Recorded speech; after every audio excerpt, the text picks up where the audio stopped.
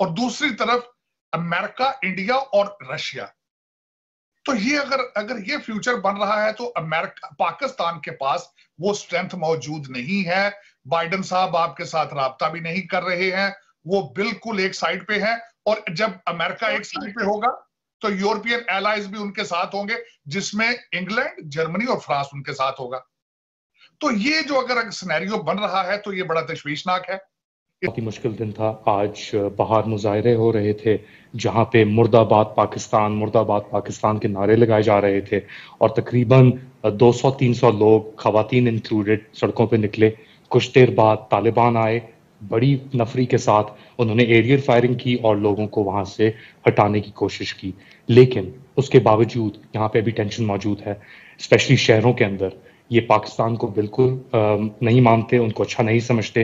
तालिबान को कुछ लोग समझते हैं उनकी प्रॉक्सी। नमस्कार दोस्तों, जीत हिंदुस्तान न्यूज में आपका स्वागत है। लेटेस्ट न्यूज के लिए चैनल को सब्सक्राइब और लाइक करें और इस वीडियो के बारे में हम अंत में बात करते हैं। Thank you Alia, thank you. And मैं इस पे कोशिश करूंगा पहले दो different angle as a first of all Pakistani point of view से कि अफगानिस्तान में पाकिस्तान के लिए क्या हो रहा है, फिर उसके बाद मैं बताऊंगा कि अमेरिका आज कहाँ खड़ा है, अमेरिका क्या सोच रहा है। तो सबसे पहले मैं 10 पॉइंट में खासकर अपने नाजरीन को बताना चाहूंगा कि एज ए पाकिस्तानी अभी हम कहाँ खड़े हैं।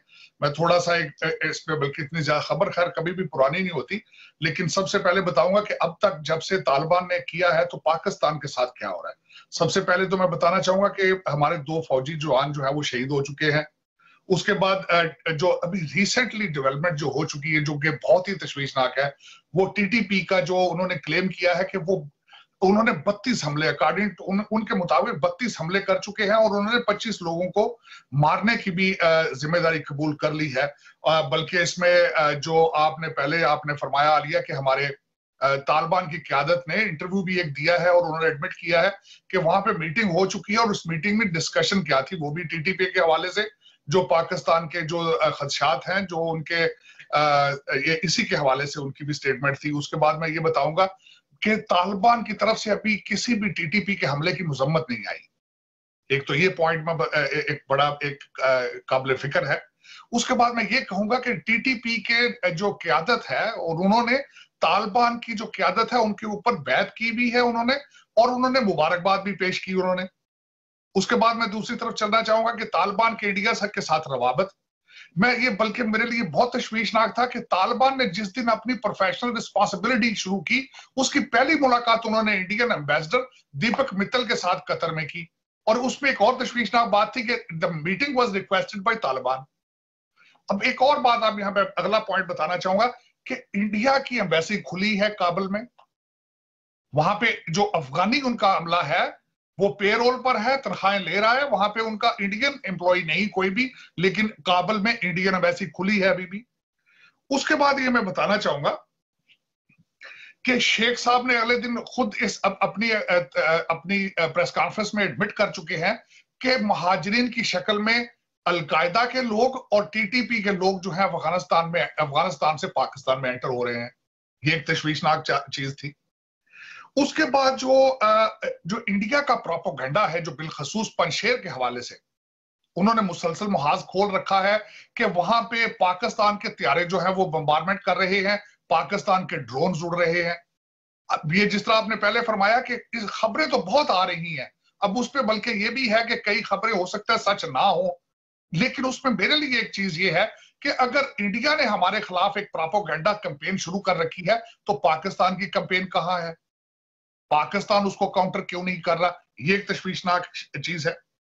और मैं सबसे बड़ी जो मुझे आखिरी चीज जो मैं आपको बताना चाहूंगा कि मेरे लिए बहुत ज्यादा तशवीशनाक है, वो ये है कि देखें अमेरिका, इंडिया तो एक पेज पर हैं, वो तो बिल्कुल उनके जो मुफादात हैं वो भी इकट्ठे हैं, वो इंडो पैसिफिक में भी इकट्ठे हैं, लेकिन एक स्टेप इंडिया आगे चला गया है। वो इस तरीके से कि इंडिया में मोदी साहब ने ईस्टर्न इकोनॉमिक फोरम में जाके स्पीच दी, वो रशिया के साथ अपने मरासम आगे लेके जाने के चक्कर में फिर रहे हैं और उसमें काफी हद तक वो कामयाब हैं। अब इस वक्त यहां पे अगर सोचा जाए, मेरी मुझे जो नजर आ रहा है, जो इंटरनेशनल सिनेरियो है कि पाकिस्तान और चाइना और दूसरी तरफ अमेरिका, इंडिया और रशिया, तो ये अगर ये फ्यूचर बन रहा है तो अमेरिका पाकिस्तान के पास वो स्ट्रेंथ मौजूद नहीं है। बाइडन साहब आपके साथ राब्ता भी नहीं कर रहे हैं, वो बिल्कुल एक साइड पे है। और जब अमेरिका एक साइड पे होगा तो यूरोपियन एलाइज भी उनके साथ होंगे, जिसमें इंग्लैंड, जर्मनी और फ्रांस उनके साथ होगा। तो ये जो अगर सिनेरियो बन रहा है तो ये बड़ा तशवीशनाक है। इसमें पाकिस्तान को चाहिए कि वो स्टेप अप करें और वहां के हमारे बिलखसूस कुरैशी साहब और वजीर आजम साहब को अब चाहिए कि अपने रवाबत बढ़ाएं। अगर इंडिया ने कोशिश करके, मोदी साहब ने ईस्टर्न इकोनॉमिक फेयर में उन्होंने स्पीच दी है, he went there as a partner, he did not go there as a participant. तो हमारी फॉरेन पॉलिसी क्यों इतने छोटे कद पे जा रही है कि हमारे प्राइम मिनिस्टर साहब को बाइडन साहब कॉल भी नहीं कर रहे और रशिया भी नहीं लिफ्ट करा रहा। तो ये चीजें मेरे लिए तशवीशनाक थी। मैंने सोचा था कि मैं शुरू में ये चीजें आई विल रन बाय हम अपने नाज़रीन को कहते हैं। जिस तरह आपने फरमाया कि लिंडसी ग्रैम उन्होंने कहा है मैं उसमें ऐड भी कर दूं, अगर मैं आपको इसमें ऐड भी कर दूं, जो आपने अभी ये बात की, सारी बातें हमने बड़ी तफसील से जो है तज्जिया किया इनका।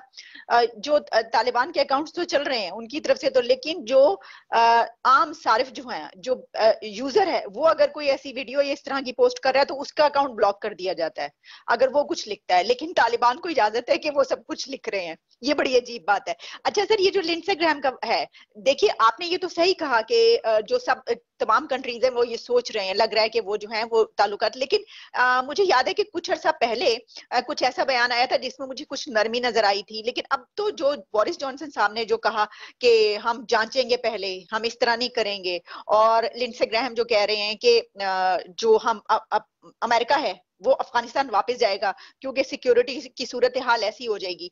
तो आपको क्या नजर आ रहा है कि अब जब तालिबान काबिज हो गए, उनकी हुकूमत भी कायम हो गई, तो अब इसके बाद भी कुछ होगा, यहां तक होगा कि अमेरिका को दोबारा आना पड़ेगा?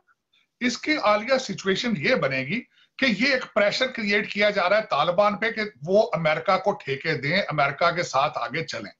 अब वापस जाएगा या ड्रोन के जरिए या जैसे सैटेलाइट के जरिए, तब जाएगा अगर ठेके चाइना को मिल जाते हैं तो।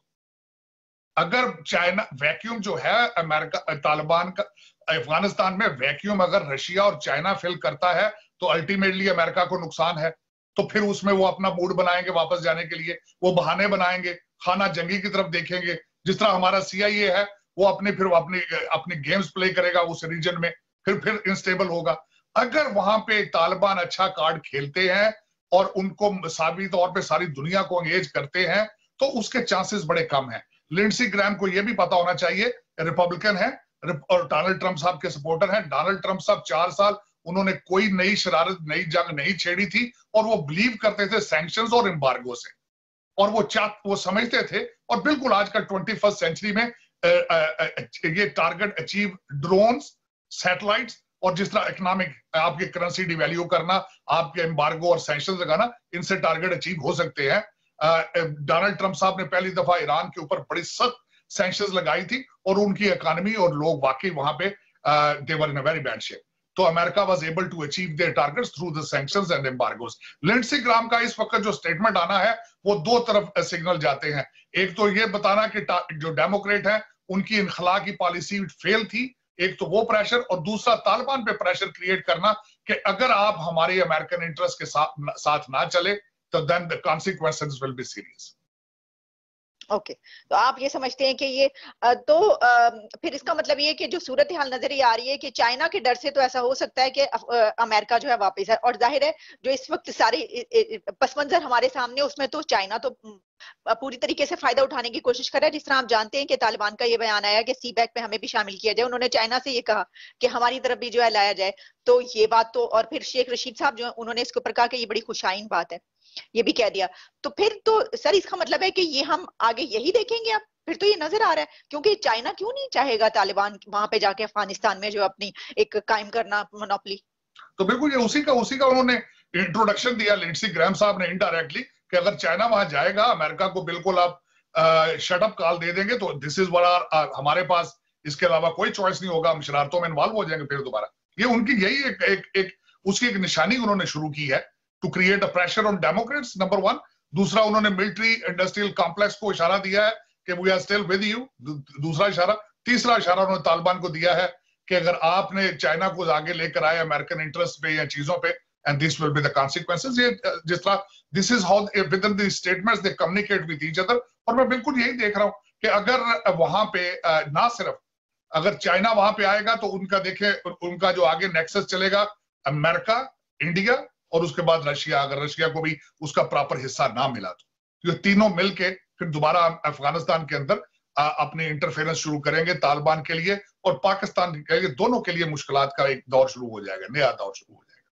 तो साहिब साहब अगर हम इसको इस तरीके से देखें, फर्ज करें हम थोड़ा सा मजीद जरा आगे जाके देख लेते हैं, हम कहते हैं मफरूजों पे भी तो जाहिर बात की जा सकती है कि जो नजर आ रहा है आगे चल के कि अगर इस तरह होता है जो आपने एक कहा जिस तरीके से एक लॉबी एक तरफ और दूसरी, तो इस सूरत में पाकिस्तान और जो अफगानिस्तान है और चाइना वो एक तरफ और वो तरफ, तो आप समझते हैं कि अफगानिस्तान में जो है बजाय इसके कि अमन कायम होने के कोई बहुत ज्यादा आप कह लीजिए कि मिसट्रस्ट भी हो सकता है, आगे जाके मिसट्रस्ट भी हो सकता है, आप ये समझते हैं? देखिए हो सकता है। इस सवाल के जवाब में आलिया मैं यहाँ ये बताना चाहूंगा आपको कि ये जरूर याद रखें कि तालिबान एक पार्टी एक ग्रुप का नाम नहीं है, ये मुख्तलिफ ग्रुपों का नाम है। जिस तरीके से आज वहां पे डिले हो रही है गवर्नमेंट एस्टेब्लिश करने के, इसके पीछे भी यही एक रूमर चल रहे हैं कि उनके अंदर जो है अंदर खवातीन को कैबिनेट में पोजीशन देना और मुख्तलिफ ग्रुपों को रिप्रेजेंटेशन देना, ये एक वजह है। ये अब देखें अब इससे दुनिया क्या देख रही है कि तालिबान के अंदर भी एक इंतशार है। और दूसरा पॉइंट मैं आपको बताना चाहूंगा कि अफगानिस्तान क्या है, इसकी पिछले 50 साल की हिस्ट्री देखें तो करप्शन जो है वहां पे मेरे ख्याल में एक नंबर 1 चैलेंज फ्यूचर में आएगा कि वहां जिस तरीके से फॉरेन एड को लूटा गया, अफगानिस्तान की चीजों को लूटा गया, तो slowly gradually it has become the part of the culture. तो उसमें अगर तालिबान इस चीज को कंट्रोल करप्शन को ना कर पाए तो आगे अफगानिस्तान के लिए जो है वो रास्ते बड़े मुश्किल और कठिन हो जाएंगे बहुत ज्यादा। ठीक, अच्छा जरा आते हैं ये पंशेरवादी पंशेर की बात जो उसमें कहा यह जा रहा है अभी तक तमाम जो ऐलानात, अब उन्होंने तो कह दिया तालिबान ने कि उसके ऊपर उनका कब्जा हो चुका है, बड़ी शदीद घमसान की लड़ाई, इसके ऊपर बड़े इल्जामात भी लगाए गए पाकिस्तान पर कि जी पाकिस्तान की तरफ से जो है वो ड्रोन के जरिए बमबारी की गई, और फिर पाकिस्तान की तरफ से जो बयानात आए हैं DGI इस बार सबके, उन्होंने कहा जी इंडिया का जो है वो प्रोपेगेंडा, ये सब कुछ जो है हमें देखने को मिलता रहा। तो इस सूरत हाल को आप कैसे देख रहे हैं कि अब क्या पंशेर की वादी पर भी तालिबान का कब्जा हो गया, तो एक आखिरी जगह जो थी वो भी उन्होंने जो है उसके ऊपर वो काबिज हो चुके? मेरे ख्याल में पंशेर एक तो अगर उसका जियोग्राफिक लोकेशन आप देखें तो वो एक छोटी सी वैली है और उसकी सिर्फ पहाड़ों, उसका सबसे बड़ा डिफेंस पहाड़ है। लेकिन दूसरी तरफ अगर देखा जाए तो तालिबान के पास जो 180 बिलियन 185 बिलियन का जो असला है, तो पंशेर का तो ये रिटर्न था कि ज्यादा अरसा रेजिस्ट नहीं कर पाएगा। अब जिस तरीके से तालिबान ने अपने लेटेस्ट इक्विपमेंट लेके, बल्कि ब्लैक हाक जो है वो भी लेकर उन्होंने अटैक किया, और उस पे तो ये अंडरस्टूड था, उनको सपोर्ट पीछे से कुछ लोग कर रहे थे, कुछ ईस्टर्न कंट्रीज कर रहे थे, दरपर्दा रशिया भी और दरपर्दा इंडिया भी चाहता था कि वहां पे तालिबान की एक मुखालफत का ग्रुप वहां पे रहे, जिंदा रहे और तालिबान के ऊपर चेक एंड बैलेंस रखा जा सके। लेकिन ये चीजें मुश्किल थी, एक तो बहुत छोटा सा एरिया है और वो उनका अगर घेराव कर लिया जाए तो बाहर से उनकी जो इमदाद या चीजें आना बड़ा मुश्किल हो जाती वहां पे। ये तो होना था, लेकिन उसमें मैं समझता हूं कि जो अहमद मसूद साहब ने बड़ा अच्छा डिसीजन लिया है कि उन्होंने जंग बंद करके तो टाक करनी शुरू कर दी। मेरे ख्याल में तालिबान की फतह हमले के या बंदूक के जोर से नहीं हुई है, उन्होंने रिलीजियस ग्रुप्स को वहां पे इन्वॉल्व किया है और उन्होंने कहा है कि हम टेबल पर बैठ के बातें करते हैं। मेरे ख्याल से मैं मुख्तलिफ अपने सोर्सेज से ये मैं देखता रहा हूं कि पिछले दिनों पे वहां पे हुआ क्या है। लेकिन यहाँ पे जो सबसे ज्यादा पाकिस्तान के लिए परेशानी का जो मूजब बन रहा है, एक तो वो अहमद मसूद साहब ने एक ट्वीट किया जिसमें एक त्यारा जो है उन्होंने ये पोर्ट्रे किया कि this is Pakistani F-16 has been shot down, लेकिन उस पे तरदीद आई है कि this was a fake picture. लेकिन पाकिस्तान मुखालफ जो कुव्वतें हैं उन्होंने उस ट्वीट को इस्तेमाल किया है और उन्होंने बिल्कुल इस वक्त मीडिया, इंटरनेशनल मीडिया पे रॉन्ग प्रोपेगेंडा किया कि पाकिस्तान के ड्रोन्स वहां इस्तेमाल हुए हैं, पाकिस्तान ने वहां पे तालिबान को एयर सपोर्ट दी है। लेकिन यहाँ पे फिर अगेन मैं जिस तरह पहले आपको अर्ज करता रहा हूं कि हमारी पाकिस्तान के मीडिया कैंपेन कहीं भी कामयाब नहीं हो रही। जिस तरीके से ना अगर खान साहब को अच्छा बयान दें तो उसकी कोई पेजराई नहीं है, हमारा मीडिया जो है वो अलग पेज पे है। इस वक्त जो मीडिया के खिलाफ कानून साजी जो की जा रही है उसकी वजह से मीडिया पाकिस्तान का इमरान खान साहब के साथ नहीं है। नमस्कार दोस्तों, आज जो वीडियो आपने देखी उसके अंदर दो बिंदुओं पे बात हुई है। पहला जो बिंदु है वो अफ़गानिस्तान के अंदर जो प्रोटेस्ट चल रहे हैं, खासकर पाकिस्तान के लिए पाकिस्तान मुर्दाबाद के नारे लगाए जा रहे हैं, क्योंकि अफ़गानी लोगों का मानना है कि पाकिस्तान ही वो देश है जिसने तालिबान को पाला पोसा और वो आज इतना शक्तिशाली हो गया पाकिस्तान की वजह से कि जिसने उनके देश पे कब्जा कर लिया। और दूसरा बिंदु ये है कि अमेरिका, रशिया और इंडिया तीनों एक पेज एक साथ आ गए हैं तालिबान के मसले पे। अफ़गानिस्तान के अंदर जो तालिबान का जो हुकूमत है वो चाहते हैं कि किसी तरीके से इसको मैनिपुलेट किया जाए और इसको अपने अंडर में रखा जाए सुपरविज़न में, इसलिए ये तीनों देश एक साथ आए हैं। इसी तरह की वीडियो देखने के लिए हमारे चैनल को लाइक और सब्सक्राइब कीजिए। धन्यवाद।